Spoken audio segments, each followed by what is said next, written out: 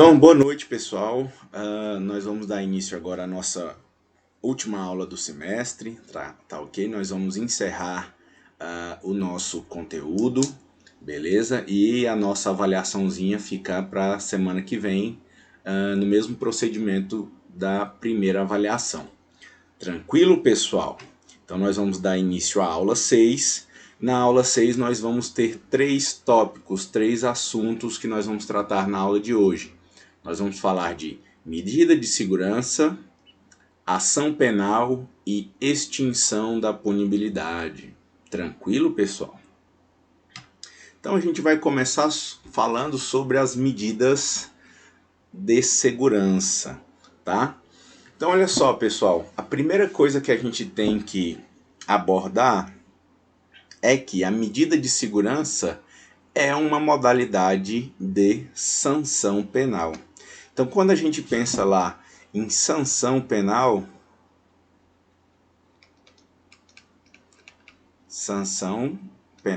a gente vai pensar em duas espécies. Nós vamos pensar na pena e nós vamos pensar na medida de segurança.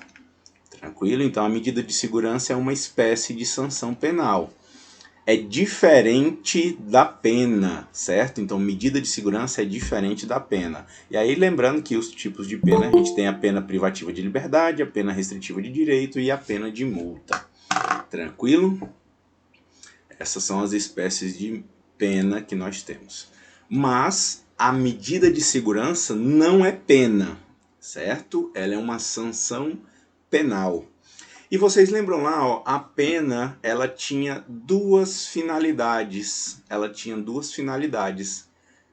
a finalidade de retribuir, retributiva, de retribuir o mal causado e de prevenir que outros ilícitos penais, porventura, fossem praticados. A medida de segurança, ela é diferente. A única finalidade dela é de prevenção. A medida de segurança não tem a finalidade de retribuição, de castigo. Por quê, pessoal? Basicamente porque a medida de segurança ela vai ser aplicada aos inimputáveis ou semi-imputáveis. Então nós estamos falando aqui de indivíduos que não tinham plena capacidade de discernimento à época da prática do ilícito.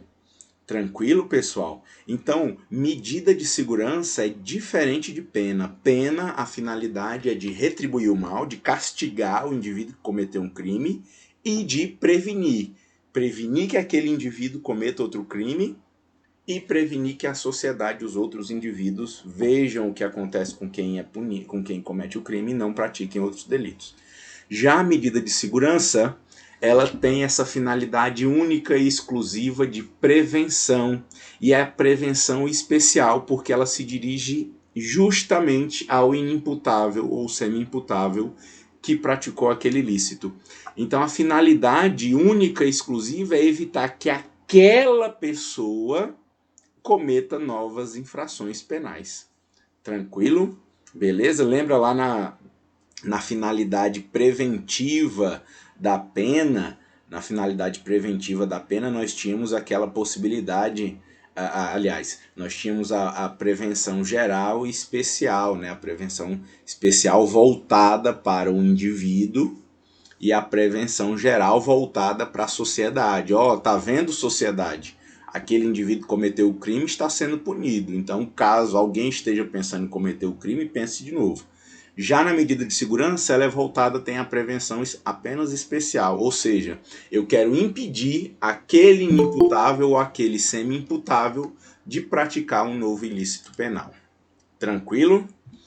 E outro pressuposto é: eu só vou aplicar a medida de segurança ao inimputável ou semi-imputável que tiver periculosidade, que for atestada a sua periculosidade.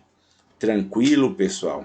E o que vem a ser, aqui eu estou trazendo para vocês as diferenças básicas de medida de segurança e pena. Olha só, a gente começa pela finalidade, né?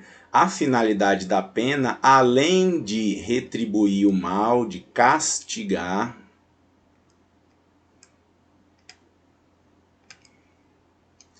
ela tem a finalidade também de prevenir a prática de outros delitos. Já a medida de segurança, a única finalidade é a prevenção, certo? E no caso especial, para aquele indivíduo. A duração da pena, nós já vimos que ela vai ser determinada. O juiz vai determinar o quanto de pena que aquele indivíduo vai cumprir, certo? Já a medida de segurança, ela vai ser determinada no mínimo e indeterminada no máximo. Por quê?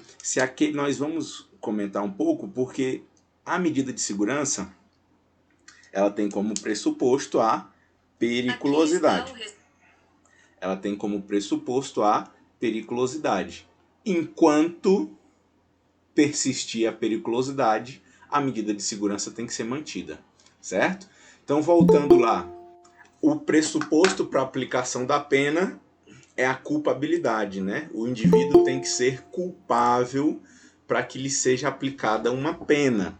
Já o inimputável ou semi-imputado, ele tem que ser dotado de periculosidade para que lhe seja aplicada a medida de segurança. Tranquilo? A pena só vai ser aplicada aos imputáveis e aos semi-imputáveis sem periculosidade, e a medida de segurança vai ser aplicada aos inimputáveis e semi-imputáveis com periculosidade. Então, basicamente, essas são as diferenças entre medidas de segurança e pena, lembrando que são duas espécies de sanção penal. Tranquilo?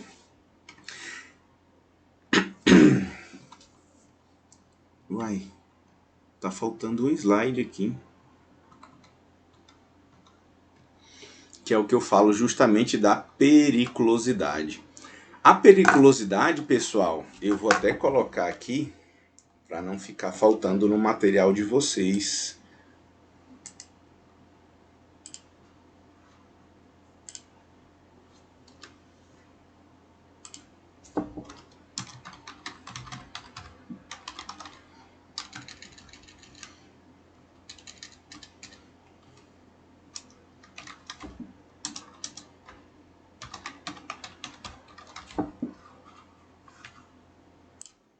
Então, olha só, a periculosidade, pessoal, nada mais é do que o grau de probabilidade que o juiz vai analisar daquele indivíduo cometer novos delitos, certo? Então, o juiz vai estar diante de um indivíduo inimputável ou semi-imputável, né? Ou semi-inimputável, ou seja, de um indivíduo que não tem plena capacidade de discernimento das suas ações. E aí, o juiz vai analisar, baseado na gravidade do delito que ele cometeu e também pelas circunstâncias individuais, pelas características individuais daquela pessoa, se ele tem uma probabilidade de cometer novos delitos. E aí, claro, esse indivíduo vai passar por exames psicológicos, né, sociais, lá pelo assistente social, pelo psicólogo, que vão justamente colaborar com o magistrado na análise desse grau de periculosidade. Tranquilo? Então, ó, a periculosidade nada mais é do que a possibilidade, o grau de probabilidade aí que o indivíduo tem de cometer novos delitos, né? Se ele não for submetido a um processo terapêutico. Outra questão importante que a gente tem que lembrar é que a medida de segurança ela tem um tom terapêutico, então o indivíduo deve ser tratado, certo? Porque nós estamos falando de um indivíduo que não tem a plena capacidade de discernimento, mas que nós temos que tentar trazer ele para o convívio social, certo? Então a medida de segurança tem essa finalidade aí também, não a finalidade, né, mas tem esse caráter terapêutico. E aí... Professor, Oi, sim. desculpe interromper, mas Não. eu tenho uma dúvida que eu já tenho uma dúvida há muito tempo sobre esse tema. Perfeito. Por exemplo, o Champinha, ele foi submetido a uma medida de segurança. Acho que até hoje ele ainda está ainda sobre essa medida, né? E aí o seguinte, enfim, foi declarado que ele era inimputável na época, né? Foi aceito ali, acho que pelo Conselho de Sentença, enfim, ele foi submetido a essa medida. Mas minha pergunta é, por que que os demais psicopatas não são submetidos? Por exemplo, o bandido da luz vermelha, que ficou 30 anos, nós temos o maníaco do parque, dentre outros que não são submetidos. E eu tenho a impressão, mas, sim, com pouco conhecimento, que o psicopata ele tem uma variação mental. Sim. E do ponto de vista técnico, jurídico, Do... como se classifica o psicopata? É só entendimento do conselho de sentença ou o que mais que precisa ser feito para ser submetido a uma medida de segurança? Então, para ser considerado inimputável ou semi-inimputável, né, para que lhe seja imposta uma medida de segurança ao invés de pena, o que acontece? Quem que é o inimputável? É aquele indivíduo que, porventura, ou por causa da idade, ou por um transtorno mental, tem a sua capacidade de discernimento prejudicada. Então, muito embora nós temos aí vários transtornos mentais, né? Dentre eles, a psicopatia, sociopatia, enfim. Um psicólogo talvez teria mais técnico em esclarecer quais os transtornos mentais que existem.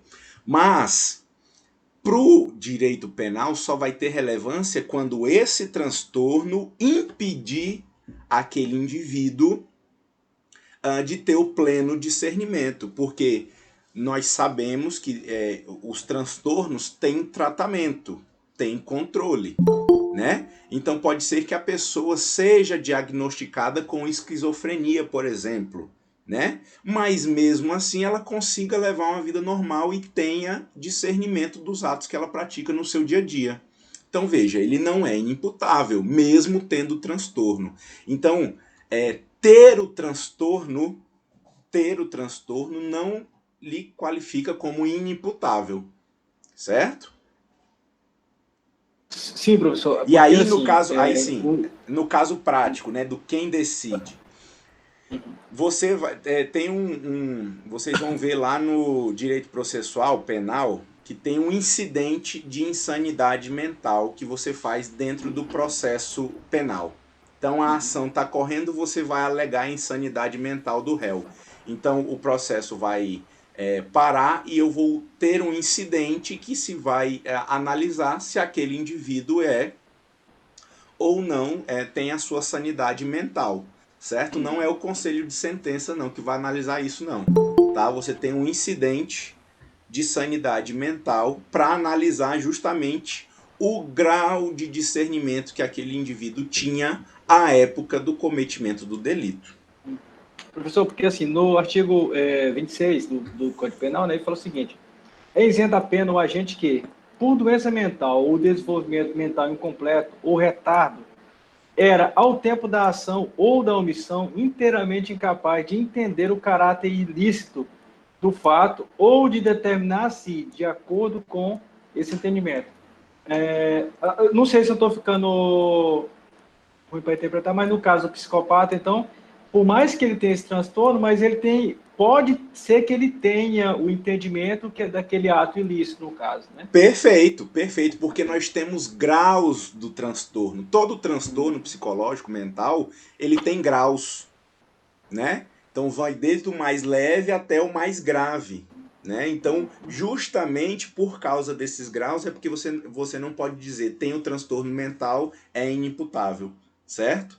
Então vai depender do grau desse transtorno e de que forma esse transtorno aí impedia esse indivíduo de ter o seu discernimento do caráter ilícito da sua conduta. Certinho, professor, muito obrigado. Viu? Por nada. Então, voltando aqui, pessoal, assim como lá na pena nós tínhamos 3 tipos de pena, que era a pena privativa de liberdade, que era reclusão e detenção, nós tínhamos a pena restritiva de direito e a pena de multa. A medida de segurança nós também vamos ter dois tipos de medidas de segurança. Nós vamos ter a medida de segurança detentiva, que é o que a gente conhece como internação, certo? O indivíduo vai ser internado. E nós temos a medida de segurança restritiva, a qual o indivíduo vai submeter a tratamento ambulatorial. Ele vai ficar em liberdade, mas ele tem que respeitar, tem que fazer, é obrigado a fazer aqui o tratamento ambulatorial. Tranquilo, pessoal? E aí, qual a diferença? Quando que o juiz vai determinar a internação e quando que o juiz vai determinar o tratamento ambulatorial? Se a pena a ser aplicada, o juiz faz esse raciocínio.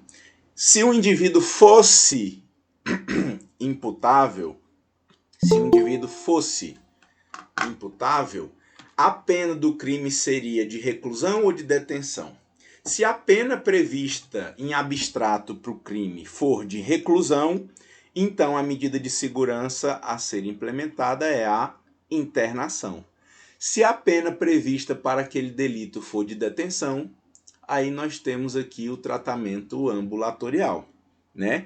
Obviamente que o indivíduo vai poder depois, a gente não pode usar essa nomenclatura de progredir, mas ele pode sair da internação para o tratamento ambulatorial, ou o contrário, ir do tratamento ambulatorial para a internação, dependendo da análise de sua periculosidade. Certo, pessoal? Então, para determinar, o juiz vai aplicar a medida de segurança. Para determinar se vai ser uma internação ou tratamento ambulatorial, ele vai analisar a pena prevista para aquele crime, se de reclusão ou de detenção. Tranquilo? Se for de reclusão, ele determina a internação. Se for de detenção, ele determina o tratamento ambulatorial. Beleza, pessoal? E aí sim o prazo, e aí nós temos aqui uma das maiores controvérsias acerca da medida de segurança, que é justamente o prazo de cumprimento da medida de segurança. Olha só o que diz o nosso artigo 97, parágrafo 1º do Código Penal. A internação ou tratamento ambulatorial será por tempo indeterminado, perdurando enquanto não for averiguada, mediante perícia médica, a cessação da periculosidade. Então, olha só, o prazo máximo da medida de segurança é indeterminado. O indivíduo vai cumprir medida de segurança enquanto durar a periculosidade. Certo, pessoal? E aí, o prazo mínimo vai ser de 1 a 3 anos que o juiz vai fixar, certo? Então, mesmo que o indivíduo cesse a periculosidade, ele vai ter que respeitar aí o prazo mínimo de cumprimento da medida de segurança. E por que eu disse para vocês que é um dos pontos que gera maior controvérsia?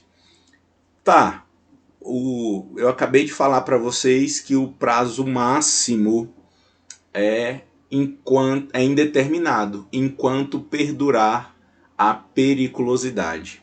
E aí nós vamos analisar, por exemplo, o caso que o nosso colega trouxe do Champinha, que ele foi condenado pelo crime de homicídio. Condenado não. Ele foi absolvido por ser inimputável e foi aplicada a medida de segurança. Mas imagina só, o homicídio qualificado, a pena máxima é de 30 anos. E se nunca cessar a periculosidade do Champinha? Então ele vai ficar 60, 70 anos até ele falecer, cumprindo a medida de segurança? Então, justamente analisando esse ponto, a jurisprudência entende que, por mais que seja indeterminado, essa medida de segurança, ela vai sofrer a mesma limitação máxima das penas privativas de liberdade, ou seja, 40 anos. Então, o indivíduo não vai cumprir mais do que 40 anos de medida de segurança. Tranquilo, pessoal? Outro posicionamento jurisprudencial também é o seguinte: No homicídio simples, por exemplo, a pena é de 6 a 20 anos, né? Difícil, então a gente tem uma pena máxima aí de 20 anos. Eu vou aplicar uma medida de segurança e esse indivíduo vai ficar mais tempo cumprindo a medida de segurança do que a pena máxima aplicável àquele caso? Então veja, aí você estaria criando uma situação em que o indivíduo, por ser inimputável, ele ia acabar sofrendo uma sanção muito maior e muito mais drástica do que o indivíduo imputável que cumpriu a pena dele, certo? Então outro limite que a jurisprudência também coloca seria o prazo máximo de pena previsto para aquele crime, pena em abstrato previsto para aquele crime. Tranquilo, pessoal? Beleza? Então esse aqui é um dos pontos mais controversos acerca da medida de segurança, que é o prazo máximo, que é indeterminado enquanto perdurar a periculosidade. Então, enquanto o indivíduo, através de perícia médica aí, for constatado a sua periculosidade, esse indivíduo vai continuar cumprindo a medida de segurança. Tranquilo? Alguma dúvida? E aí, professor, Sim. o senhor falou agora que quando o juiz, se a pena seria reclusão, a pena de internação. E Isso. se for uma pena de detenção, aí tem um tratamento ambulatorial, certo? Isso. Perfeito. E a reclusão, subentende-se assim, que ela é mais grave porque já inicia no regime fechado, né? Comparando Não. com a detenção. Não. Ah, sim. A reclusão pode iniciar no fechado, no semiaberto ou no aberto. E a Mas detenção. ela não inicia no fechado.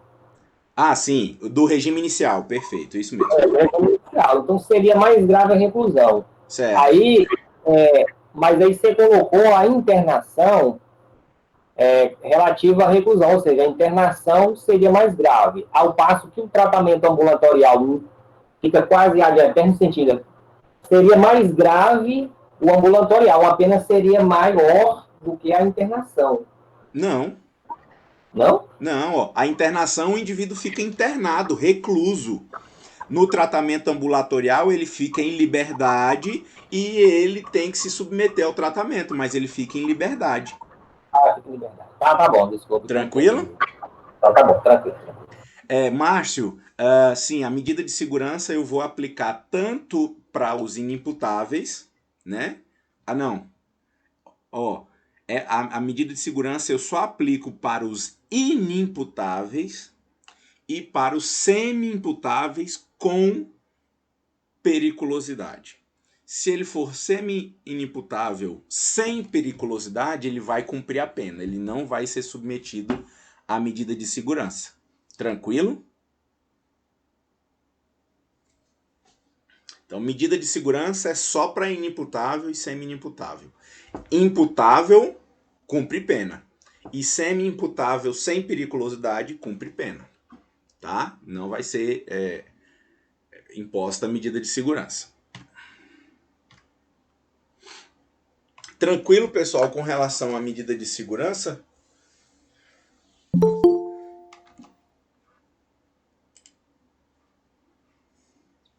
Então a gente pode começar a falar do nosso próximo item, que é a ação penal. Certo, pessoal? A ação penal. Muito se critica o fato do Código Penal trazer algumas disposições acerca da ação penal, uma vez que a ação penal é um instituto próprio do direito processual penal, né?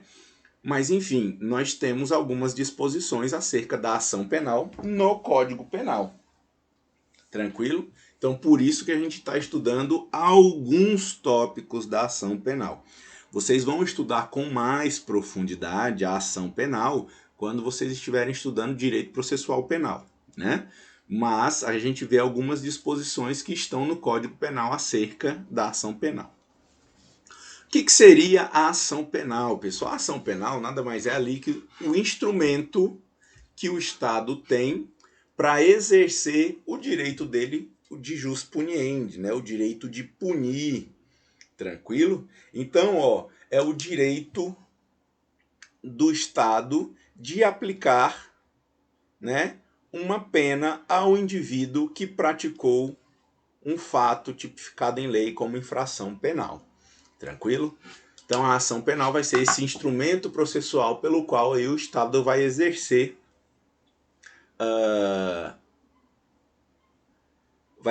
o ius puniendi, o direito de punir. Tranquilo, pessoal? Quem é o titular da ação penal? Ou seja, quem vai ser o autor? Outra coisa, a relação jurídica processual, ela é formada geralmente pelo autor, réu e o Estado juiz, né? Quando nós estamos falando da ação penal, o autor, ou seja, o titular da ação penal, é o Ministério Público. Essa em regra, tá? E aí nós vamos estudar, nós vamos ver aqui quais são as exceções. Mas em regra, é o Ministério Público que vai propor a ação penal contra o réu, que é o indivíduo que praticou o delito. Tranquilo? Então, ó, via de regra, a ação penal ela é pública. A ação penal pública ela ela é iniciada através de denúncia apresentada pelo Ministério Público. Então, o promotor, o procurador de justiça, estando convencido dos elementos de autoria e materialidade, ele vai apresentar denúncia, dando início, portanto, à ação penal. Então, enquanto lá no processo civil, o primeiro ato do autor é a petição inicial, no processo penal, o primeiro ato que dá início à ação penal é a denúncia, que é ajuizada pelo Ministério Público. Tranquilo? Então, a ação penal pública é a regra. Em regra, a titularidade da ação penal é do Ministério Público. Tranquilo? E, em regra, também, essa ação penal pública ela é incondicionada, ou seja, essa atuação aqui do Ministério Público independe de qualquer manifestação da vítima ou de uma outra autoridade. Então, olha só, em regra, pessoal, a ação penal é pública, ou seja, promovida pelo Ministério Público, e em regra ela é incondicionada, ou seja, o Ministério Público, tendo elementos que indicam a autoria e materialidade, ele oferece a denúncia independente da manifestação da vítima ou da autoridade competente, de uma outra autoridade. Tranquilo? Então, olha só, pessoal, você está estudando um determinado crime, né? Se lá no crime, lá nas disposições que definem aquele tipo penal, não existe nenhuma menção sobre a ação penal, certo? Então você pode ter certeza que ela é uma ação penal pública, vai ser iniciada pelo Ministério Público e incondicionada. O Ministério Público vai poder iniciar ela independente de manifestação ou da vítima ou de qualquer uma outra autoridade. Tranquilo? E aí, como primeira exceção, nós temos a ação penal pública, ou seja, pública é de titularidade do Ministério Público, mas que vai ser condicionada, certo? Em alguns crimes específicos, o legislador entendeu que o Ministério Público só vai poder oferecer denúncia se a vítima ou seu representante legal fizer uma representação ou tiver uma requisição do ministro da Justiça, certo? Então, por exemplo, exemplo de crime de ação penal pública condicionada à representação da vítima, crime de ameaça. O crime de ameaça. Crime de ameaça, o Ministério Público só pode propor a denúncia se a vítima representar fizer a sua representação, querendo que o Ministério Público ofereça a denúncia. Certo, pessoal? Já em alguns outros crimes, por exemplo, no crime praticado por estrangeiro contra brasileiro fora do país, no crime contra a vida do presidente da República. Nesses casos, o Ministério Público só vai poder oferecer a denúncia depois que o ministro da Justiça fizer requisição para tanto. Tranquilo, pessoal? Então, olha só. Eu quero que vocês deem um exemplo, vejam um exemplo aqui. Eu vou até abrir o Código Penal aqui para vocês darem uma olhada. Então, pessoal, eu quero que vocês deem uma olhadinha aqui, ó. Eu vou dar 2 exemplos. O primeiro é do crime de furto, né? O crime de furto está previsto lá no artigo 155 do Código Penal. Se vocês forem ler todos os parágrafos do crime de furto, você vai ver que em nenhum deles eu falo da ação penal. Então, olha só, eu tenho capo, aqui eu tenho uma causa de aumento, aqui eu tenho o furto privilegiado, né? Aqui eu tenho a equiparação de coisa móvel, aqui eu tenho o furto qualificado, mas perceba que em nenhum momento, quando eu estou falando do furto, o código fala da ação penal. Se a lei não fala nada sobre a ação penal daquele crime, eu posso ter certeza de que o crime é de ação penal pública. Tranquilo? Agora deem uma observada aqui no crime de ameaça, lá no artigo 147. Olha só, pessoal, o crime de ameaça, você tem o artigo, o capo, que descreve o tipo penal, a conduta criminosa. Você tem o preceito secundário aqui, que vai trazer a pena a ser aplicada para esse crime. E aí você tem um parágrafo único. Olha só o que diz o parágrafo único do crime de ameaça. Somente se procede mediante representação. Então veja, no crime de ameaça, a ação penal ela é pública, porém ela é condicionada. O Ministério Público só vai poder oferecer a denúncia se a vítima representar pelo oferecimento da denúncia. Tranquilo, pessoal? Então gravem isso. Ó. Se a lei não diz nada, a ação penal é pública incondicionada. Tranquilo?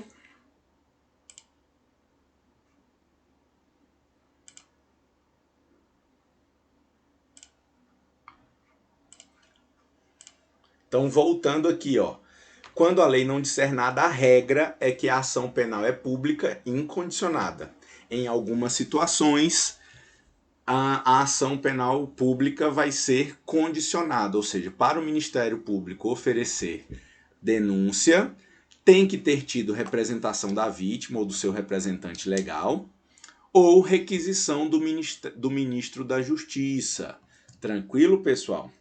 Beleza? Ficou claro aqui essa diferença entre ação penal pública incondicionada e condicionada?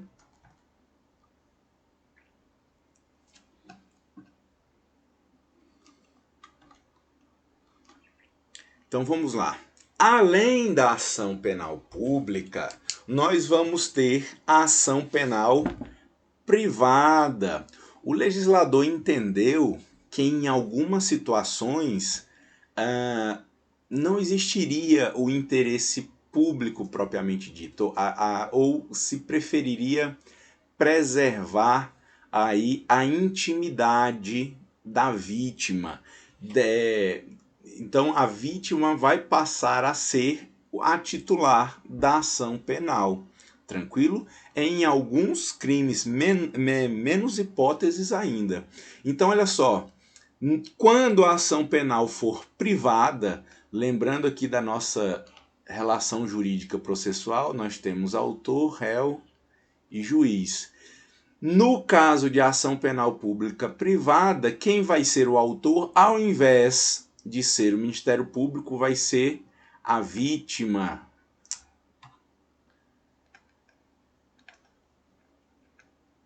Ou a terminologia que é utilizada, o ofendido. Tranquilo, pessoal? E a vítima ou ofendido não oferece denúncia. A vítima ou ofendido oferece queixa-crime. Então, o primeiro ato a ser praticado pelo autor da ação penal privada é o oferecimento da queixa-crime. Então, a ação penal privada oferece queixa-crime. Ação penal pública, oferecimento de denúncia pelo Ministério Público. Tranquilo, pessoal? Beleza? E aí,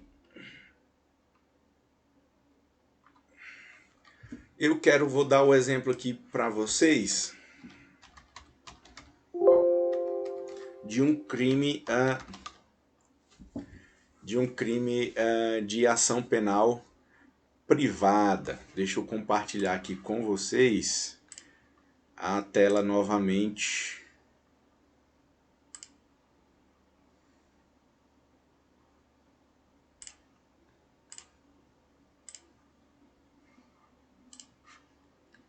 Todo mundo está vendo aí agora a tela com a calúnia, o crime, previsão aí do crime de calúnia. Todo mundo está verificando? Ótimo. Então, olha só. Nós temos os crimes contra a honra, que vocês vão estudar. Nós temos a calúnia, a difamação e a injúria, certo? São crimes contra a honra. Então, olha só. O artigo 138 prevê o crime de calúnia. O artigo 139 prevê o crime de difamação. E o artigo 140 prevê o crime de injúria, certo? E aí nós temos disposições comuns a esses três crimes, certo? Disposições comuns a esses três crimes. E aí, se a gente olha aqui no artigo 145, olha só, nos crimes previstos nesse capítulo, ou seja, calúnia, difamação e injúria, somente se procede mediante queixa. Somente se procede mediante queixa. Então, significa dizer que os crimes de injúria, calúnia, difamação são de ação penal privada. A própria vítima ou ofendido, né, deve propor a ação penal contra o réu. Tranquilo? Beleza?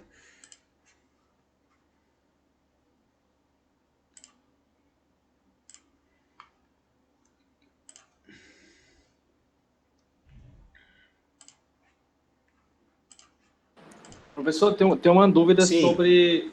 Posso falar? Pode sim. Ele acaba envolvendo esse tema também, mas ele volta um pouquinho antes, mas é bem simples. Sim. Por exemplo, o pacote anticrime ele alterou a pena máxima de 30 para 40 anos. Certo. Então, por exemplo, na questão, por exemplo, do homicídio qualificado, que a pena base vai para 12 a 30 anos, a mínima e máxima, respectivamente. Suponhamos que aumentou mais qualificadoras. Isso vai contar, por exemplo, deu 50 anos, ele vai cumprir no máximo 40, no caso, né? Mas, por exemplo, não alterou nada na questão de pena mínima e máxima em relação aos crimes, não. É só a pena máxima que o indivíduo vai cumprir, no caso. É isso? Isso, exatamente. Imagina que ele tem condenação por vários crimes. E as penas somadas por vários crimes ultrapassam 40 anos. Entendeu? Certo, mas em relação à questão, por exemplo, eu pego sempre o homicídio, que é mais fácil de enxergar. Mas é porque, por exemplo, a pena máxima é de 30. Mesmo que eu tenha várias qualificadoras, lembra que as qualificadoras elas vão ser utilizadas lá, uma para qualificar o crime, e as outras podem ser utilizadas como agravantes, atenuantes ou como circunstâncias judiciais, certo? Na causa de aumento ali, né? Não. Circunstâncias judiciais da primeira fase ou na segunda fase como agravante atenuante, certo? Não como causa de aumento. É verdade. Reincidência e base antecedente. Tá exatamente. Então, professor, assim, dificilmente, a gente vê isso mais na prática, pelo costume dos nossos juízes. É muito difícil alguém pegar pena máxima, certo? Que dirá ultrapassar esse limite. É muito raro, certo? Mas suponhamos que o indivíduo ultrapasse esse limite numa condenação e seja condenado aí a 47 anos, né? Ele vai cumprir 30. Né, que é perdão, ele vai cumprir os 40, né, que é a nova limitação de cumprimento de pena. Tranquilo? Professor, aí a outra dúvida é o seguinte, por exemplo, o caso Bernardo foi um caso emblemático que aconteceu no Rio Grande do Sul ano passado, Sim. no qual a madrasta ela pegou 34 anos e alguma coisinha e o pai 33 anos.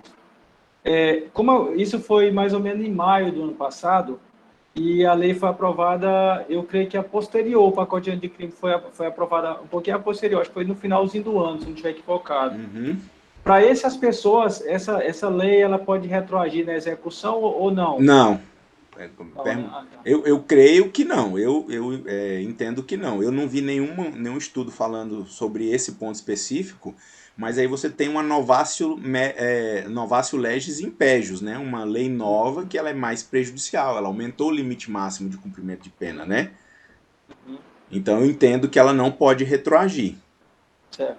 Certo? Aí uma coisa que a gente tem que lembrar sempre é: o limite é de 40 anos, sim, mas se o indivíduo sofre nova condenação, essa nova condenação passa a ser o termo inicial da contagem desses 40 anos. Tranquilo? Então, assim, professor, se o em indivíduo... relação à progressão, certo. em relação à progressão da pena, imagine no caso de 47 anos, imagine que ele fosse progredir, ele pegou uma pena de reclusão, certo? Começou em regime fechado, e a progressão, normalmente, de 1 a 2 terços ele progride. Suponhamos que ele progrediu em 1 terço. Ele vai esperar esse 1 terço do 47 ou seria 1 terço dos 40?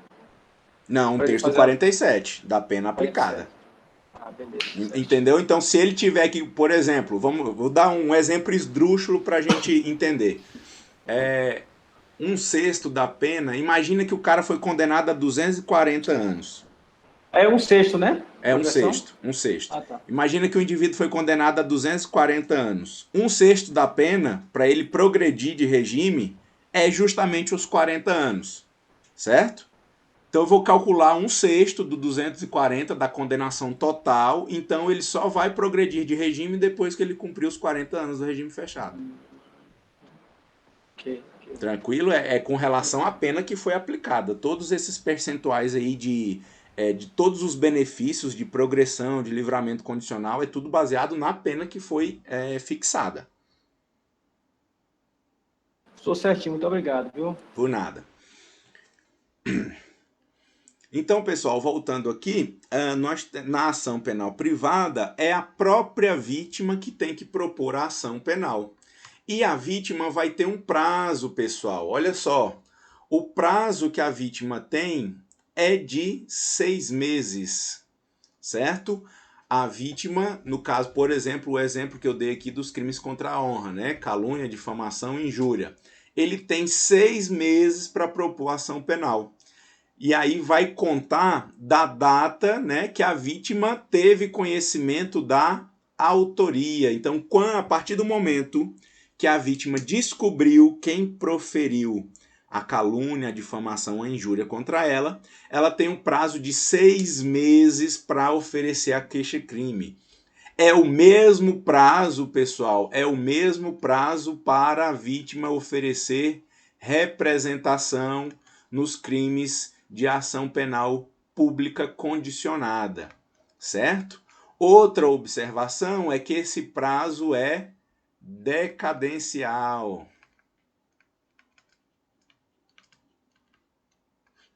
Certo? Então ele não vai sofrer aí suspensão, nem interrupção, nem nada. É prazo decadencial. Tranquilo? Beleza? Professor, em relação ao crime de ação pública condicionada à representação. Perfeito. O Código Penal ele fala que é condicionado à representação, porque aqui fala que o seguinte, que a regra ela é pública, né? Uhum, Artigo 100, né? sim. Beleza. E aí fala também quando é privada, vai falar que a queixa-crime, tal, como aconteceu aqui nos crimes contra a honra, né? Uhum. E quando ela for condicionada à representação, tá escrito também? Também. Lembra do exemplo que eu dei da ameaça? Lá no Certo. parágrafo único do crime de ameaça, do 147, fala assim: somente se procede mediante representação. Certo, mas como é que eu sei que ela é uma ação penal pública?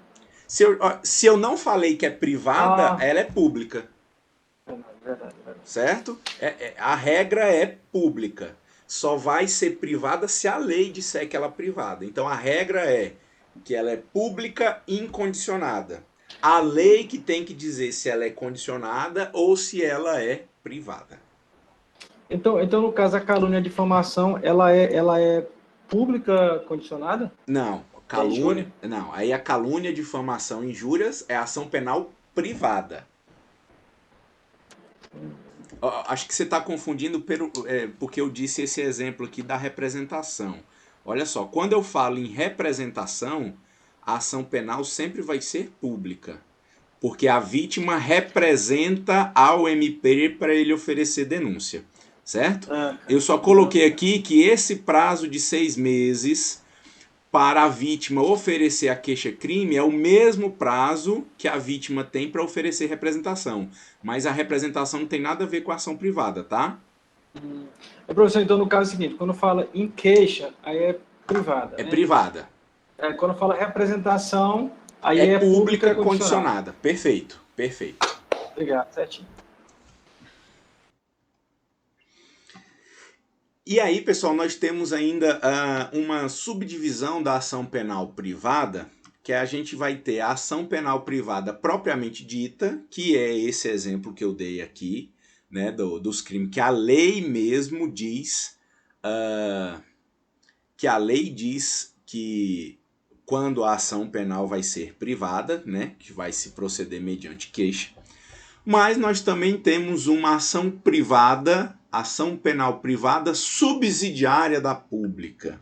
Meu Deus, professor, o que vai ser isso? Olha só, o artigo 100, lá no parágrafo 3º, vai colocar o seguinte, ó. A ação de iniciativa privada pode intentar-se nos crimes de ação pública se o Ministério Público não oferece denúncia no prazo legal. De novo, vocês vão ver lá em Direito Processual Penal, o processo de investigação é o que a gente chama de inquérito. Terminado o inquérito, o membro do Ministério Público tem um prazo para oferecer denúncia, certo? Se o membro do Ministério Público não oferecer denúncia, a vítima vai poder oferecer a queixa-crime, certo? Então, ó, é uma ação pública, mas em razão da omissão do Ministério Público, a vítima vai poder oferecer a queixa-crime, tranquilo? No lugar da denúncia. Então é por isso que a gente fala de ação penal privada subsidiária da pública. Ela só vai existir nos casos em que o Ministério Público não cumpriu o prazo legal para oferecimento da denúncia.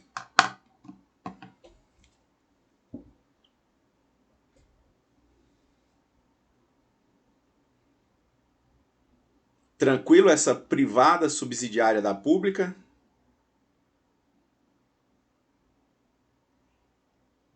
Então, olha só.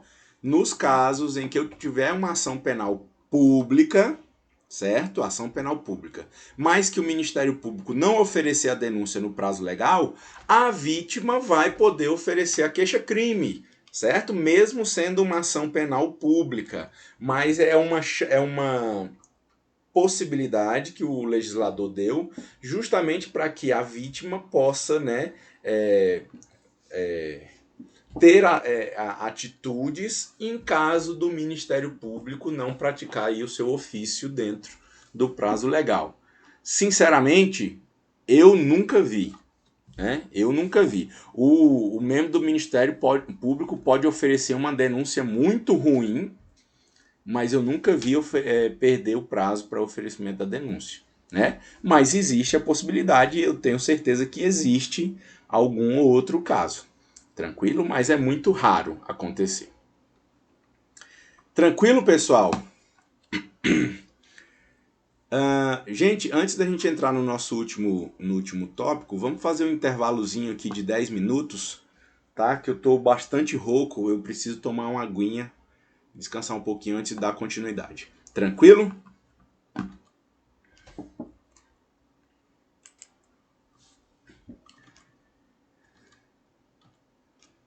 Então, pessoal, dando início aqui ao nosso último tópico da aula de hoje. Extinção da punibilidade, pessoal. Primeiro, o que é uma punibilidade? Punibilidade é bem próximo aí da ideia do ius puniendi, certo? Uma vez que o indivíduo pratica um crime ou com a contravenção penal, nasce automaticamente a punibilidade, que é justamente a possibilidade do Estado impor uma sanção penal. Então, o que é a punibilidade? Possibilidade jurídica do Estado impor uma sanção, certo? Tranquilo? Então, no momento que o indivíduo praticou um crime ou contravenção, nasce aí a punibilidade, que é essa possibilidade do Estado impor uma sanção. Só que essa possibilidade, assim como o direito do ius puniendi, o direito de punir, ele não é eterno e ilimitado. A própria lei vai colocar alguns limites nessa possibilidade de imposição de sanção penal. E esses limites são justamente as causas de extinção da punibilidade. Tranquilo, pessoal?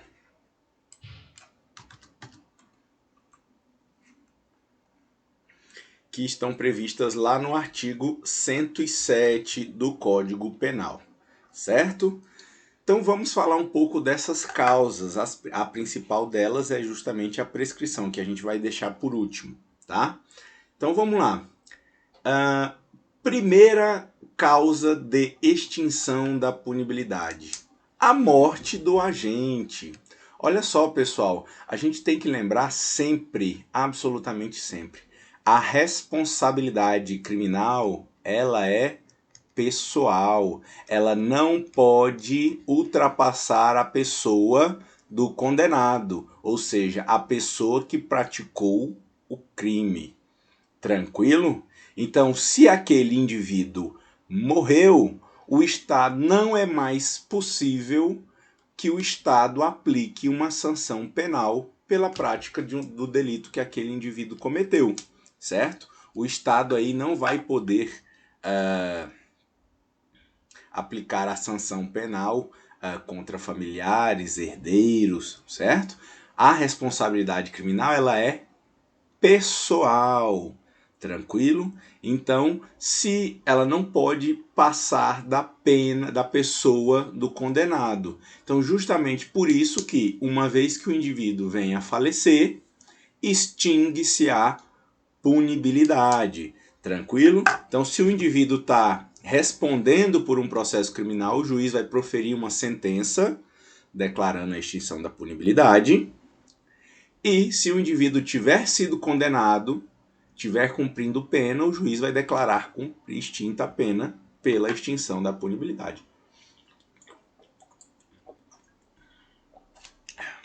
Tranquilo? Acho que essa é a mais simples. Anistia, graça e indulto.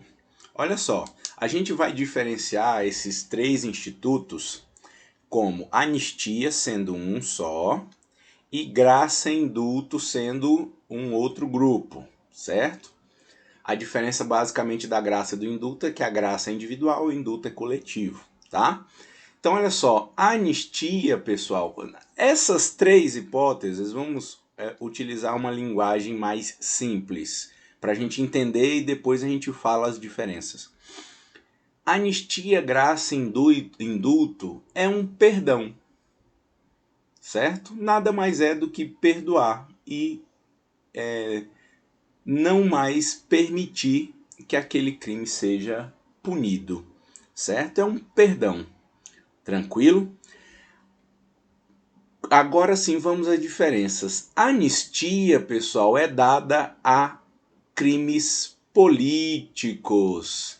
Crimes políticos. Então, são aqueles crimes voltados, por exemplo, os crimes de opinião da época da ditadura militar, por exemplo, os indivíduos que foram processados durante a ditadura por crimes políticos, com motivação política, eles tiveram anistia. Então, aqueles indivíduos, a punibilidade foi extinta. Tranquilo, pessoal? Então, a anistia vai ser concedida apenas para crimes políticos. Apenas para crimes políticos, certo? A concessão da anistia é competência da União, tá? Mediante lei, deixa eu ver, agora eu não me recordo se é lei complementar. Ordinário, professor. Lei ordinária, obrigado. Então, olha só, pessoal, é a União que vai editar uma lei concedendo anistia, pessoal. Tranquilo? A anistia é específica para crimes políticos. Então, uma vez que a União edita uma lei concedendo anistia para determinados crimes políticos, aquelas pessoas que porventura tiverem praticado aqueles crimes, estando eles sendo processados ou não, já condenados, esses indivíduos vão ter a sua punibilidade extinta. Tranquilo, pessoal? Então ela pode ser concedida antes ou depois da sentença penal condenatória. Então ela serve tanto para a pessoa que está respondendo ao processo quanto para a pessoa que está cumprindo pena. E a outra observação extremamente importante é que crimes hediondos, crime de tortura, tráfico e terrorismo, que são as figuras equiparadas, são insuscetíveis de anistia. Então nem mesmo a lei, é constitucional isso, então nem mesmo a lei pode conceder anistia para crimes hediondos, crime de tortura, tráfico de drogas e terrorismo. Tranquilo? Mesmo que eles tenham viés político. Esses crimes são insuscetíveis de anistia. Não pode ser concedida anistia. Tranquilo, pessoal? Beleza? E qual que é a diferença da anistia para graça e indulto? A graça e indulto, a diferença aqui já é para qualquer tipo de crime. Lembrando que, de novo, os crimes hediondos e aí a tortura, tráfico e terrorismo não pode ser concedida anistia, nem graça, nem indulto, tá? A graça e indulto é competência do presidente. Então, mediante decreto, ele vai conceder lá a graça ou indulto, certo? A diferença entre os dois é que a graça é individual e o indulto é coletivo, certo? Tem alguns doutrinadores que até chamam a graça de indulto individual. Tranquilo, pessoal? Beleza? Então, assim, a graça e indulto é como se fosse um perdão concedido aí pelo presidente da República, né, a determinados crimes, a uma pessoa específica ou a um grupo de pessoas. Tranquilo, pessoal?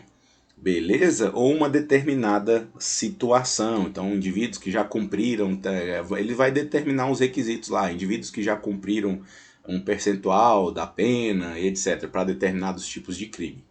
Tranquilo, pessoal? Então, quando for concedida a anistia, a graça ou indulto, você tem a extinção da punibilidade. O Estado aí não pode mais, não existe mais a possibilidade do Estado impor uma sanção penal.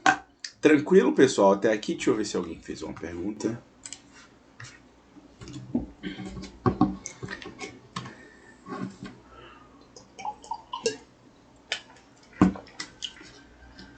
A próxima hipótese, pessoal, certo? É justamente a decadência. E aí, quando a gente fala de decadência, pessoal, nós vamos lembrar de duas situações. Nós vamos lembrar da representação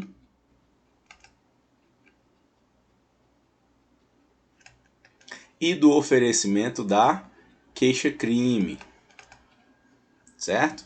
Olha só, Wesley, lembrando, representação a gente está falando da ação civil pública condicionada, né? E da queixa nós estamos falando da ação penal privada.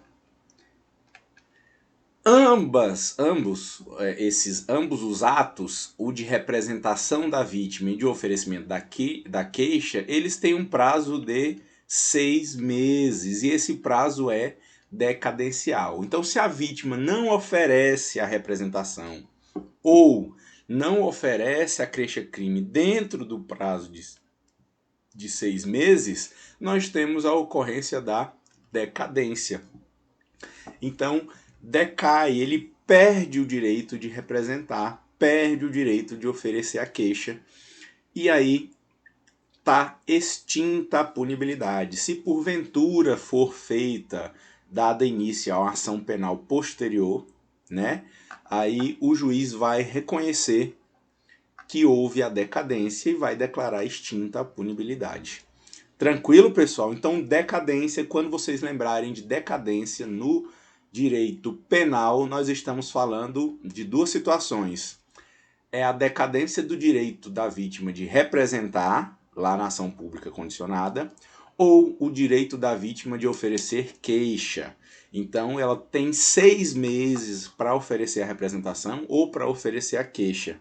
Tranquilo? Se não oferecer a representação ou a queixa dentro desse prazo de 6 meses, decaiu do direito, está extinta a punibilidade, não mais é possível punir o indivíduo que cometeu o delito. Tranquilo? Se surgir alguma dúvida aí, vocês podem me interromper a qualquer momento, tá? Próxima hipótese de extinção da punibilidade. Aí nós temos a famosa abolitio criminis, né? Quando você tem uma figura, um tipo penal que deixa de existir. A conduta não mais é criminosa, deixa de ser crime, certo, pessoal? Quando você tem uma lei nova que torna aquele fato, deixa de considerar aquele fato como criminoso, veja, se entende-se que não mais é crime aquela conduta, tanto o indivíduo que está respondendo um processo criminal quanto o indivíduo que está cumprindo pena, eles não têm mais, essa lei vai retroagir justamente por ser benéfica. Então aqueles indivíduos que estão sendo processados ou cumprindo pena vão ter declarado a extinção da sua punibilidade. Tranquilo? Vai ser reconhecida a extinção da punibilidade. Justamente porque aquela conduta não mais é considerada crime pelo ordenamento jurídico. Tranquilo? Perempção. Aí olha só, pessoal, esse instituto, o Código Penal traz ele, né, como uma causa de extinção da punibilidade. Mas a perempção, ele é um instituto processual, certo? E ela ocorre nas ações penais privadas. Então, se a gente quiser olhar o que é a perempção, a gente tem que ir lá no Código de Processo Penal, lá no artigo 60, né? Então, o que vai considerar como perempção da ação? Então, olha só, acontece apenas nas ações penais privadas, olha só, nos casos em que somente se procede mediante queixa. Então, a gente está falando das ações penais privadas. Considerar-se a perempta ação quando iniciada esta, o querelante deixar de promover o andamento do processo durante 30 dias. Então, olha só, se o indivíduo ofereceu a queixa-crime, o querelante é o que oferece a queixa-crime, tá? Querelante e querelado é a nomenclatura que se usa na ação penal privada. Se o querelante foi intimado e deixou de promover aquele ato durante 30 dias, o juiz vai reconhecer a perempção e declarar extinta a possibilidade, né? Se o autor da ação penal privada, o querelante, né, falecer ou se tornar incapaz, né?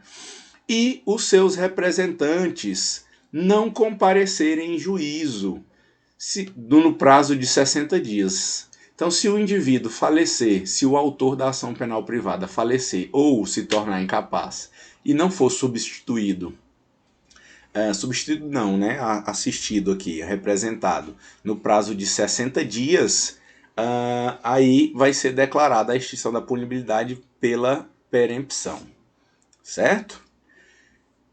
Próxima hipótese, quando o querelante, de novo, o autor, deixar de comparecer sem motivo justificado a qualquer ato do processo a que deva estar presente, ou deixar de formular o pedido de condenação nas alegações finais.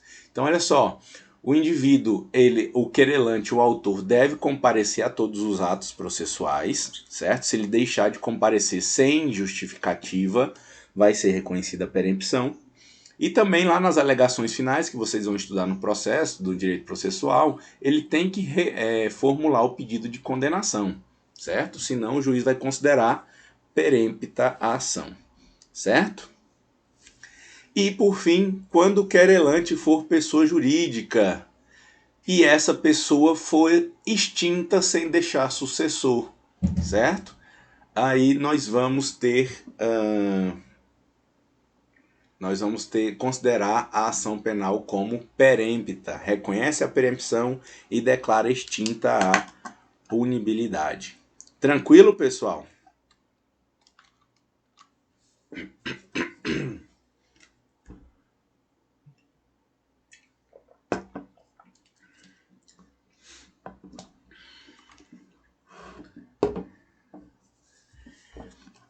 A 7 é bem parecida com a decadência, tá? Mas não é bem isso.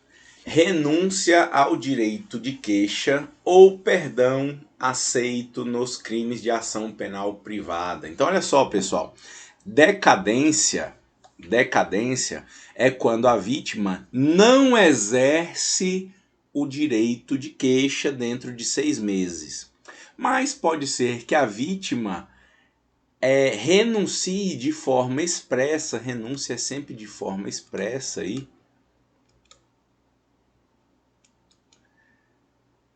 que não pretende oferecer queixa, certo? Então, se houver aí a denúncia ou o querelante perdoar o réu, aí nós vamos ter a extinção da punibilidade. Tranquilo? Então, se o querelante lá, a vítima, lá na ação penal privada, renunciar ao direito de queixa ou então perdoar o querelado, o réu, né, o ofensor, nós vamos ter extinta a punibilidade. Então, esse aqui é o perdão do ofendido, tá? Em alguns crimes, pessoal, existe a possibilidade de retratação do agente. Então, salvo engano, lá no crime de calúnia, tem a possibilidade do agente se retratar, certo? Então, se o agente se retratar, aí vai ser considerada a extinção da punibilidade. Tranquilo?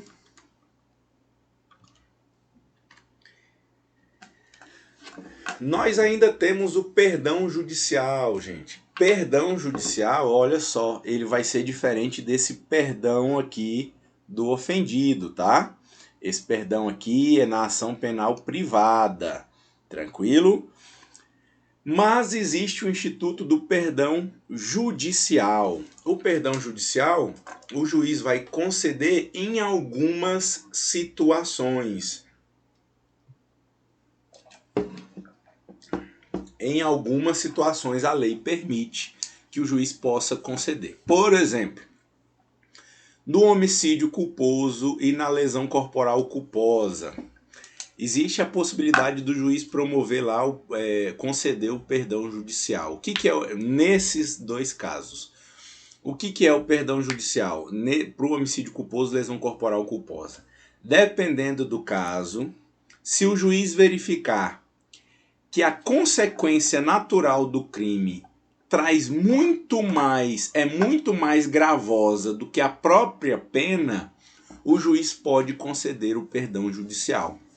Um exemplo clássico é do pai que ao manobrar o seu veículo na sua garagem acaba atropelando o filho e o filho acaba falecendo. Ele comete aí um homicídio culposo, certo?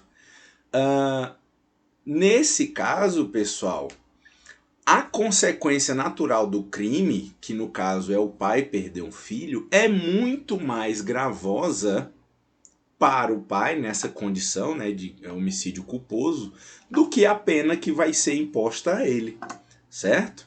Então, nesse caso, verificando essa possibilidade, o juiz vai poder conceder o perdão judicial. Vocês vão estudar com mais profundidade quando vocês verem lá o crime de homicídio, os crimes contra a pessoa, né? O crime de homicídio e a lesão corporal culposa, certo? Aqui eu trouxe uma observação, só que a jurisprudência entendeu por bem de estender esse perdão judicial aqui para os crimes de trânsito. Então, o homicídio culposo na direção de veículo automotor ou a lesão corporal culposa na direção de veículo automotor também vai ser possível perdão judicial. Tranquilo? Então a lei vai estabelecer as hipóteses em que pode ser concedido o perdão judicial. Vão ser em alguns crimes, tá? Eu trouxe aqui para vocês no crime, tem a possibilidade de perdão judicial no crime de homicídio culposo, lesão corporal culposa, e também tem possibilidade de perdão judicial no crime de injúria, certo? Então, se reconhecer a possibilidade do perdão judicial, nós vamos ter a extinção da punibilidade. Tranquilo? E aí, por fim, nós temos a principal causa de extinção da punibilidade. Ela é a mais importante e também a mais complexa, tá, pessoal? Então vamos lá, dando início aqui à nossa última causa de extinção da punibilidade. Antes da gente falar da prescrição,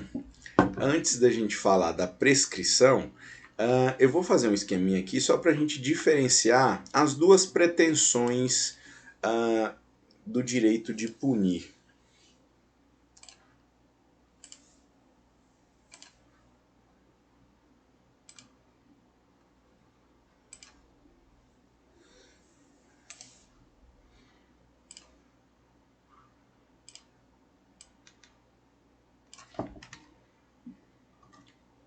Então, olha só, pessoal. O Estado, ele tem o ius puniendi, né? O Estado tem o ius puniendi, que é o direito de punir, certo? É o direito de punir aqueles que praticam uma conduta criminosa. Esse ius puniendi, a gente pode dividir ele em dois. A gente pode chamar o primeiro de pretensão punitiva, certo? Que é aquela que o Estado busca uma condenação. Ele quer condenar o réu pela prática de um determinado crime. E nós temos a pretensão executória, que ela vai surgir depois que tem a sentença condenando o réu, em que o Estado tem o interesse em aplicar a pena que já foi fixada lá na condenação, certo? Então a gente pode considerar aí o direito de punir do Estado, dividir ele em dois tipos de pretensão. Nós temos a pretensão punitiva, né, que o Estado busca uma sentença condenatória, e depois nós temos a pretensão executória, em que o Estado já conseguiu a pretensão, já conseguiu a condenação, e agora ele quer que o indivíduo seja submetido àquela pena. Ele quer aplicar, executar aquela pena, certo? E aí, tanto a pretensão punitiva quanto a pretensão executória estão sujeitas à prescrição. Certo, pessoal? Então, tanto a pretensão punitiva quanto a pretensão executória estão sujeitas à prescrição. E aí a prescrição entre elas vai ser um pouquinho diferente. Certo? Tranquilo?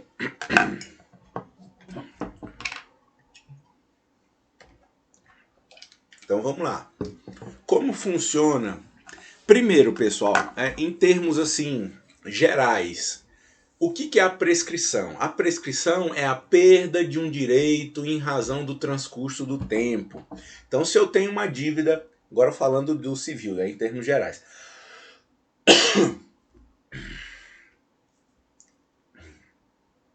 Se eu tenho um crédito, por exemplo, então se alguém deve uma quantia de dinheiro para mim, se eu não cobrar essa pessoa dentro de determinado prazo, eu vou perder o direito de exigir essa dívida, certo? O direito é aquele jargão, o direito não socorre quem dorme. Então, da mesma forma, os sujeitos não podem estar sujeitos à aplicação de uma pena pelo Estado eternamente, certo? Então, esse direito, essa pretensão do Estado de punir e de executar a pena, ela vai ser limitada por um critério temporal, que é a prescrição, certo? Então, olha só, a pretensão punitiva, como nós já comentamos, ela vai se dar lá no processo de conhecimento. O processo de conhecimento é o que se busca a condenação. Então, esse processo, até sair a sentença condenatória, não pode demorar demais, certo? Se demorar muito para o Estado condenar o indivíduo, vai ocorrer a prescrição da pretensão punitiva, certo?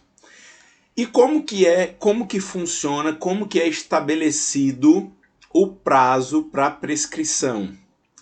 No caso da pretensão punitiva, eu vou analisar a quantidade da pena em abstrato, o máximo da quantidade da pena em abstrato. Então, olha só, pessoal, eu quero que vocês acompanhem aqui comigo o artigo 109 do Código Penal.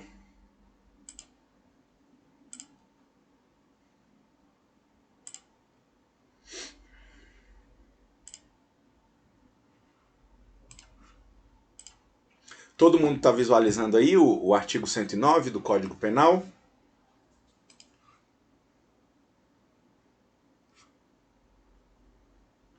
Vocês estão visualizando? Ótimo.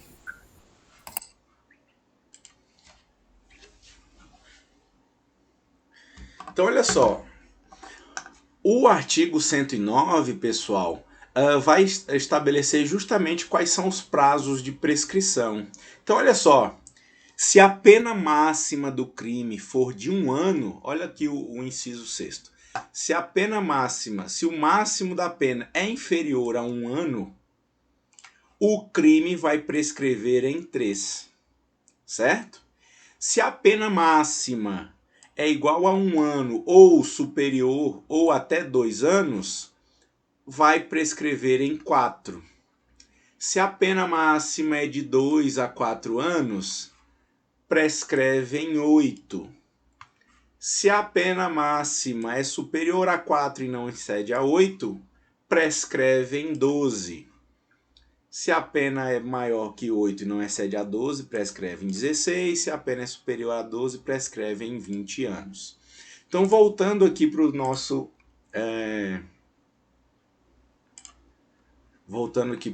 slidezinho. Vou dar um exemplo do crime de homicídio simples. O crime de homicídio simples, lá no 121, prevê uma pena de 6 a 20 anos. Então, 20 anos é a pena máxima, certo? Eu vou olhar a pena máxima. Aí, como a pena máxima extrapola 12 anos, o prazo prescricional para o crime de homicídio é de 20 anos, certo? Já vamos dar outro exemplo. Artigo 177, 157, crime de roubo. O crime de roubo, pessoal, prevê uma pena de 4 a 10 anos. a pena. Então, eu analiso a prescrição prescrição da pretensão punitiva pelo máximo da pena, de 10.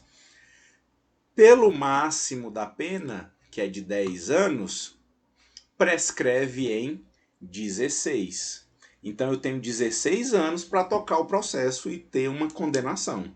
Eu tenho que, no crime de homicídio, eu tenho que ter, o processo pode durar no máximo 20 anos, certo? Então, o prazo prescricional da pretensão punitiva é analisado de acordo com a pena em abstrato.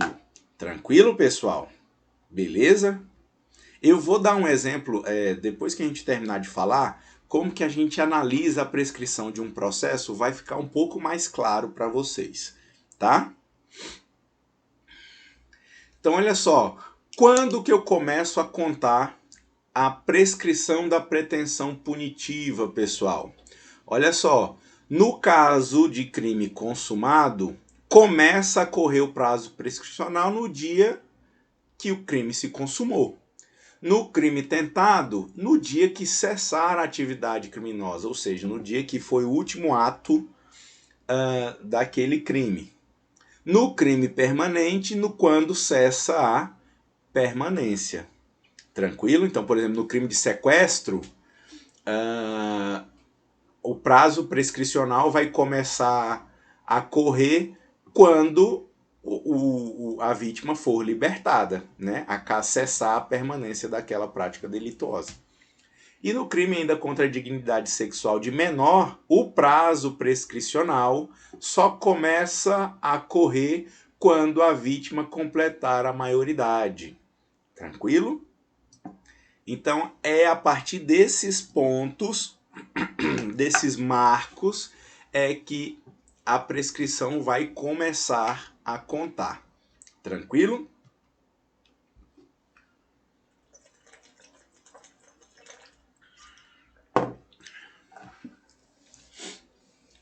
Aí vamos lá. Prescrição da pretensão executória. Então lembra, pretensão executória já existe uma sentença condenatória. Então aqui a gente está falando da pretensão do Estado de aplicar, de executar aquela pena. Então ela vai começar a ocorrer depois que a sentença transita em julgado, porque é depois do trânsito em julgado que o Estado vai poder executar a pena. E aí nós vamos levar em conta, por cálculo da prescrição, do prazo prescricional, a pena em concreto, ou seja, a pena que efetivamente foi aplicada ao indivíduo. Então veja, ó, prescrição da pretensão punitiva, eu vou analisar o prazo prescricional pela pena máxima, pena em abstrato, certo? Do crime. Pretensão da pretensão executória, eu vou analisar a quantidade de pena em concreto que foi fixada para aquele indivíduo, beleza? Depois do trânsito em julgado da sentença, certo, pessoal? Então, o termo inicial da contagem da prescrição da pretensão executória é justamente o dia do trânsito em julgado, certo? Então, transitou em julgado para o Ministério Público, passa a contar aí a prescrição executória, tranquilo? Passa a contar aí o prazo prescricional que o Estado tem para executar a pena. Tranquilo, pessoal? Até aqui tá tranquilo?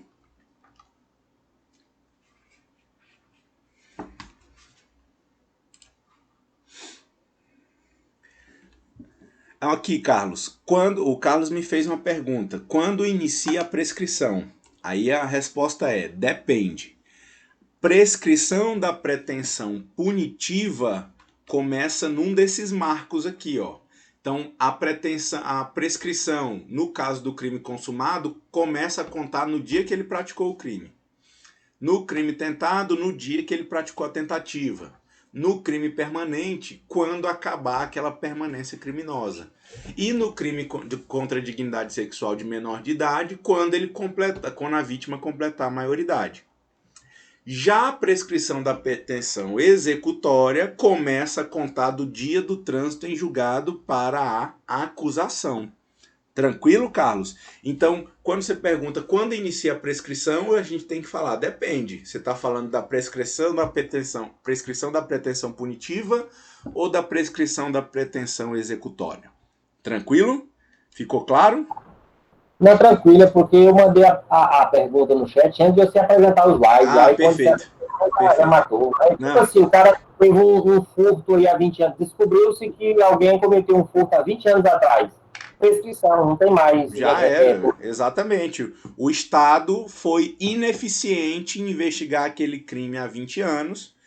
Então, se ele foi ineficiente, ele não exerceu o direito dele dentro do prazo legal, então ele não pode mais exercer o direito, que no caso era de punir o indivíduo. Tranquilo? Tranquilo. E aí nós temos alguns marcos interruptivos da prescrição. Vocês já tiveram... Agora eu não me recordo, mas eu creio que é Direito Civil 1, em que vocês viram suspensão e interrupção da prescrição.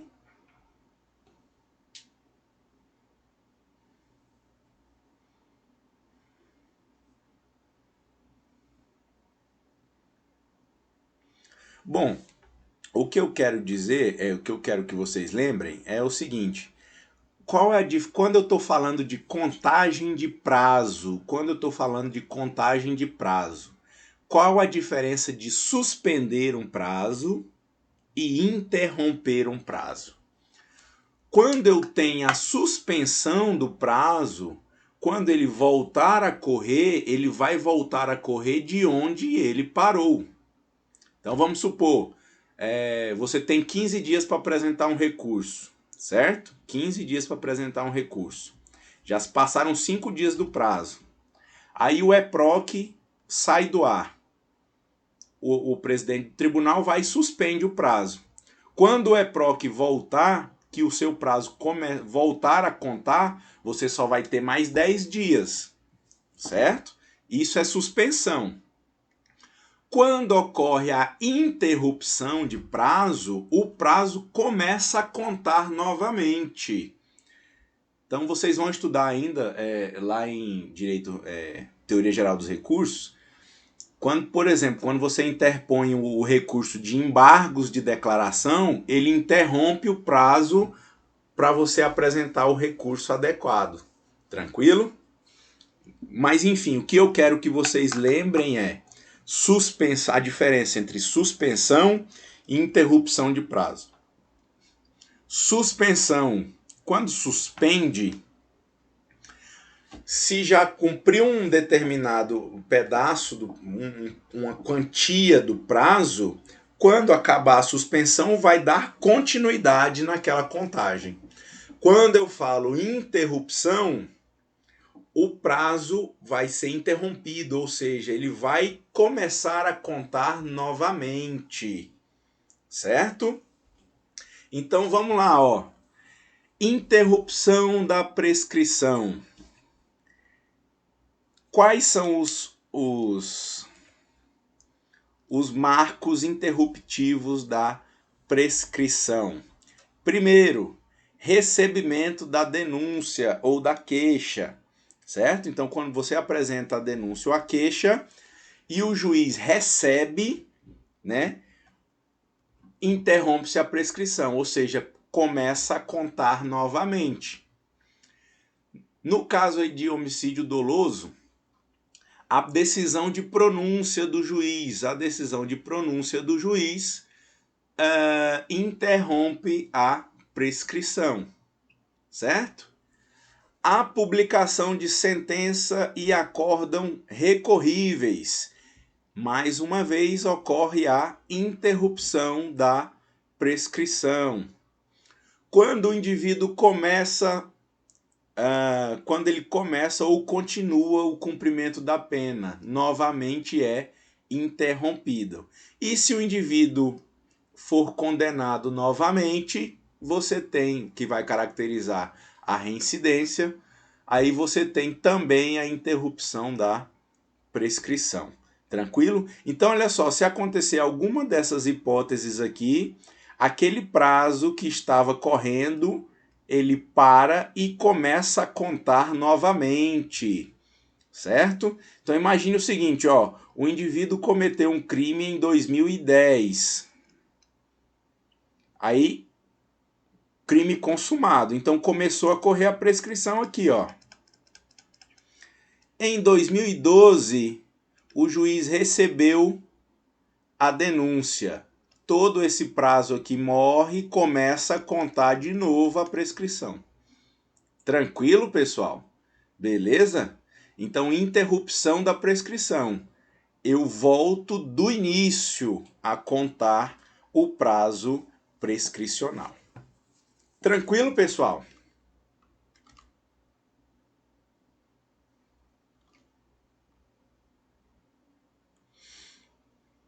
Professor, Oi. em relação ao tempo da prescrição da pretensão punitiva, Certo. qual que é, professor? Como assim? Por exemplo, depois do trânsito de julgado, né? Então, quando vai para a fase executória, né? Por Sim. exemplo, não pegou. Suponhamos que o réu ele tava oculto, né? Ele foi lá no conselho de sentença, ele pegou 20 anos de reclusão em regime fechado, começando fechado. Certo. Ele tá oculto, então, beleza, eu fiz o julgamento e nunca acharam ele. Certo. Em quanto tempo que prescreve esse crime, essa sentença? De novo, ó, se você está falando que já teve uma sentença condenatória, então a gente está falando da pretensão da prescrição da pretensão executória e não mais Executório. da pretensão da Executório. punição, da prescrição da pretensão punitiva. Isso, executória, perdão. Me equivoquei.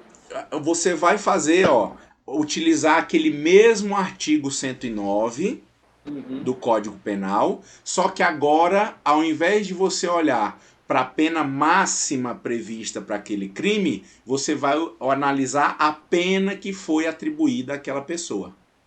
Uhum. Certinho, obrigado. Entendeu? Eu vou Uhum. dar um exemplo aqui para vocês agora, como que a gente tem que analisar a prescrição nas várias fases de todo o processo, né? Então, olha só, pessoal, imagine o crime de homicídio simples. A pena é de 6 a 20 anos, certo? Então vamos imaginar aqui, ó, aqui é o artigo 109, Wesley. Esses parâmetros aqui são utilizados tanto para a prescrição da pretensão punitiva quanto para a prescrição da pretensão executória. A diferença é o parâmetro. Prescrição da pretensão punitiva, máximo da pena em abstrato. Prescrição da pretensão executória, a pena efetivamente aplicada. Vamos dar o exemplo então, ó, crime de homicídio simples, né? O indivíduo praticou o homicídio no ano de 1995, certo? A pena é de 6 a 20 anos, certo? Então, olha só. Ele cometeu o crime consumado em 95. Então, em 95, começa a correr o prazo prescricional. Prescrição da pretensão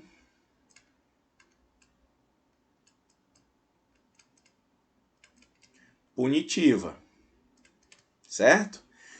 Como que eu sei qual que é o prazo? A gente sabe quando começa a contar. Mas como que eu sei qual que é o prazo? Antes de ter sentença condenatória, a gente olha para a pena máxima. E aí a gente olha aqui no artigo 109. Se o máximo da pena é superior a 12, então prescreve em 20 anos, certo?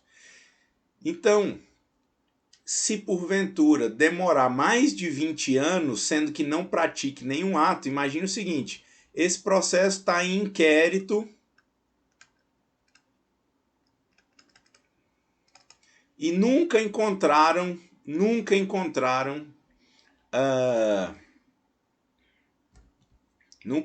o autor, demoraram, mas finalmente foi concluído e o membro do Ministério Público oferece denúncia em 2006, perdão, em 2016, em 2016. Quanto tempo passou entre a prática do delito e o oferecimento da denúncia? 21 anos. 21 anos. Mas o crime com a pena máxima de 20 prescreve em 20. Então, se o Ministério Público demorar 21 anos aí para oferecer a denúncia porque demorou a investigação, esse crime vai prescrever. Tranquilo? Sim, professor. Primeira situação. Vamos para uma segunda situação. De novo, mesmo crime, praticou o crime em 1995, né? Começa a correr o prazo prescricional. Só que aqui, o membro do Ministério Público ofereceu a denúncia em 1996. Opa! A prescrição começou a contar em 95. Em 96, o Ministério Público ofereceu a denúncia e ela foi recebida pelo magistrado. Veja, recebimento da denúncia é causa interruptiva. Então, esse prazo que estava contando não vale mais e eu começo a contar um novo prazo. Certo?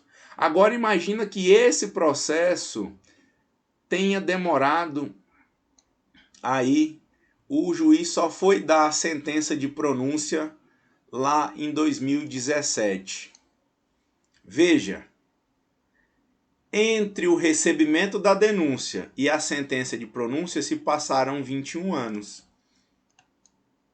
Prescrição, porque se a pena é de 6 a 20, a gente olha a máxima e a máxima de 20 importa num prazo prescricional de 20. O crime prescreveu com o processo andando.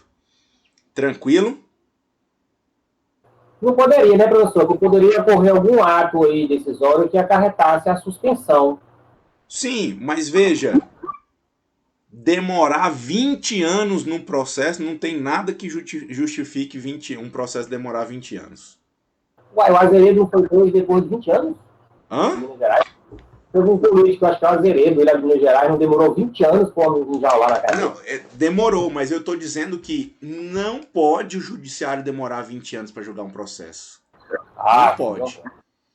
Entendeu? E aí, justamente por isso é que tem o prazo prescricional. Porque o Estado ele tem que ser efetivo em toda a sua atuação. Certo? Então, um processo que dura 21 anos, ele está longe de ser efetivo. Tranquilo? Então, Professor, antes... Professor. Só mais uma... Oi, sim.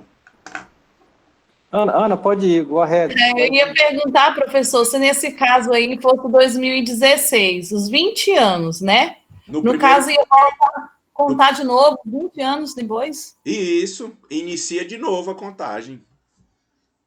Certo. Certo? Interrupção é justamente isso. Interrompeu, esquece-o para trás e começa a contar de novo.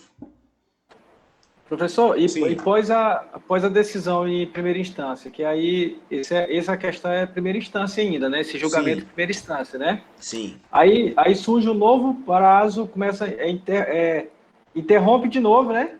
E começa a contar para a segunda instância. Isso. Como é que funciona? Cada ato... Não, porque calma, a gente vai chegar lá. Tá. É porque eu vou dar o exemplo até ter a sentença condenatória, vou seguir nesse exemplo aí até a gente chegar na prescrição da pretensão executória, tá? Tudo bem. Então, olha só, eu dei um exemplo aqui que demorou 21 anos o inquérito. Não pode, certo? Prescreveu, passou 20 anos. Agora, até que o inquérito foi rápido, mas o processo judicial demorou demais. Aí também não pode, né? Prescrever o crime com o processo andando. Agora imagine o seguinte, o crime foi praticado em 1995. Em 96, o Ministério Público ofereceu a denúncia e o juiz recebeu. Em 97, o juiz proferiu a sentença de pronúncia e em 98 teve a sentença condenatória.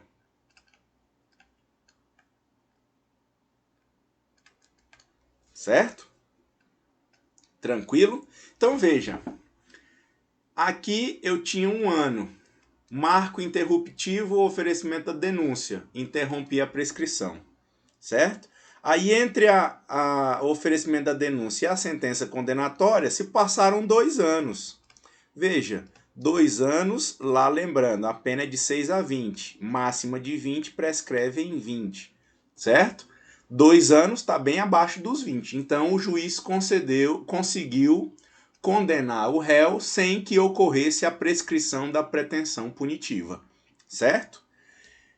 Imagine, Wesley, que contra essa sentença condenatória apenas a defesa apresente o recurso. Significa que em 98 ocorre o trânsito em julgado da sentença para a acusação, certo? Quando ocorre o trânsito em julgado da sentença para a acusação, nós temos o início da prescrição da pretensão executória. Certo? Tranquilo? Então, olha só, sentença condenatória, trânsito em julgado para acusação, ou seja, a acusação não ofereceu recurso, inicia-se a prescrição da pretensão executória. E aí, como é que eu calculo o prazo da pretensão da prescrição executória, da prescrição da pretensão executória? Na prescrição da pretensão punitiva, eu analisava o máximo da pena. Agora, eu vou analisar o quanto o juiz fixou na sentença. Então, imagine que o juiz fixou aqui 9 anos. 9 anos de reclusão. Certo?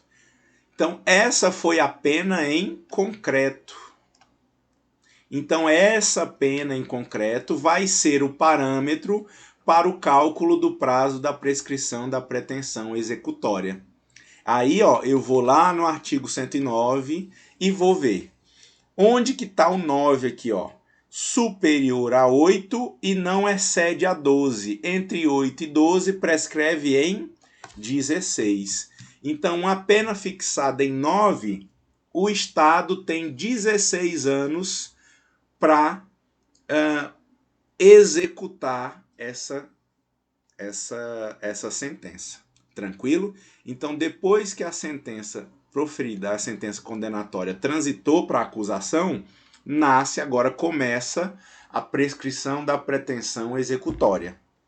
Tranquilo, Wesley? Aí o que acontece, ó? Eu acho que a sua dúvida é justamente com a interposição de recurso, né? Teve sentença condenatória de 9 anos, né? Qual foi o ano que eu coloquei aqui? 98. Em 98. Só que aí a defesa começou a apresentou apelação, né? Aí foi julgada a apelação, ela apresentou o RESP, que é o recurso especial, e o recurso extraordinário. Aí subiu para o STJ julgou o RESP. Aí subiu para o STF. Aí finalmente o STF julgou o recurso extraordinário e manteve essa sentença condenatória. Como a gente sabe, enquanto não transitar em julgado para defesa, a sentença não pode ser executada. Então imagine que o STF só terminou de julgar o processo em 2018. Veja, entre a sentença condenatória e o trânsito efetivo se passaram 20 anos, certo? Opa! Se a pena aplicada foi de 9, esse crime, essa execução dessa pena prescreve em 16. Então, ocorreu aqui a prescrição da pretensão executória. Tranquilo? Nós vamos ter a extinção da punibilidade. Tranquilo, Wesley? Então, é isso o que os advogados tentam fazer para justamente depois que sai a sentença, quanto mais demorar o processo, melhor, tipo assim, mais provável que eu consiga a prescrição. Certo? Professor, muito top. Clarificou, aclarou tudo que eu tinha de dúvida, tá? Perfeito. Eu estava achando, professor, que era o seguinte, era após o trânsito ser julgado ali, que aí, cara, pediu o direito de recurso tanto para a defesa como para a acusação, e aí no momento de aplicar a sentença, executar a sentença ali, pela lei de execução penal, o réu, agora condenado, não comparecesse. Eu estava achando que era isso, entendeu? Mas Entendi. aí agora deu certo. Obrigado, viu? Entendi, por nada. O André me fez uma pergunta aqui. Professor, e quanto à prescrição devido ao uso de tantos recursos que a lei permite, né? E o processo demorou demais. Professor, Oi, acabou sim. de responder. Ah, perfeito. Acabou de Não, explicar já. não, e outra, eu quero fazer um comentário, porque é justamente isso. Olha, os defensores. Agora sim, vamos sem necessariamente defender uma posição ou outra. Os defensores, né, do cumprimento, do início do cumprimento da pena, aí com a decisão em segunda instância, eles alegam justamente isso, ó. Porque os acusados que têm dinheiro para pagar boas bancas e advogados para entrar com RESP, para atuar nos tribunais superiores, eles conseguem prolongar o trânsito em julgado das sentenças condenatórias, certo? Se o indivíduo pudesse já executar a pena aqui, ó, depois da decisão de segunda instância, início do cumprimento da pena é causa interruptiva. Então aqui, ó, acabou aqui, começa a correr de novo, certo? Então é por isso, é um dos argumentos dos defensores da tese da possibilidade do cumprimento de pena após a condenação em segunda instância, justamente para evitar esse tipo de manobra que não é incomum, certo? É bem comum, inclusive. Acaba que você tem muita declaração de prescrição nos tribunais superiores justamente por causa disso, certo? E aí, pessoal,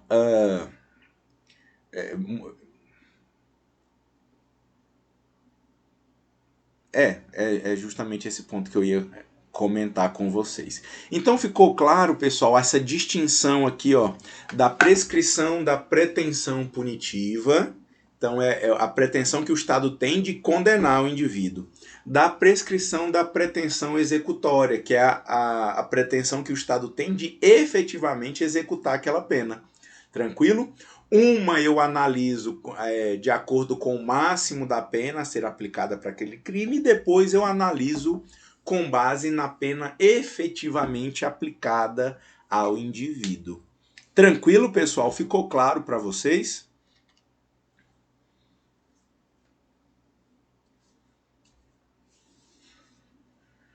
Ótimo. Então, pessoal, a gente encerra aqui o nosso conteúdo. Mais uma vez eu queria agradecer a oportunidade de participar aí da formação acadêmica de vocês. Espero de novo que me perdoem as deficiências que a gente acabou tendo em razão dessa situação que a gente vive hoje, né? Eu espero encontrá-los novamente em sala de aula, dessa vez presencialmente e futuramente como futuros colegas. Tranquilo, pessoal? Então semana que vem a nossa avaliaçãozinha, a segunda avaliação, tá? Eu encaminhei as notas lá no grupo, numa planilha. Quem tiver alguma dúvida com relação à sua nota, você pode entrar em contato comigo, tá? Que a gente pode sanar qualquer dúvida nesse sentido. Tranquilo, pessoal? Como é que vai ser a prova, professor? Eu vou disponibilizar ela na próxima sexta-feira e vou dar uma semana de prazo para vocês, igual a gente fez na semana passada, na A1. Tranquilo?